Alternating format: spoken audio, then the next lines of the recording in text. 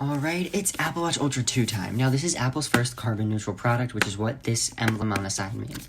Now, I did go with the natural titanium color, because it was the only option, and I decided to go with the blue Alpine Loop this year. So, when you open the box, you are presented with this very nice mountain-style background with the Apple Watch Ultra book. So this is essentially just how to use the watch, how to use the new different features if you are new to the Apple Watch Ultra. But I am not.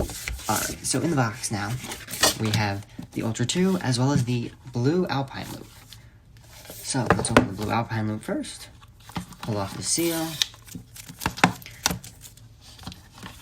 And here it is. So this is it. This is the blue Alpine Loop, and it does have a little green accent, which I think is so cool. Put this off to the side now. And now the main event, the Apple Watch. So we're gonna pull and pull, and here it is. And here it is. So now let's take it out. I'm gonna pull off the sleeves. I always have an issue with the Ultras, ironically. Alright, and here it is. And this is it. And then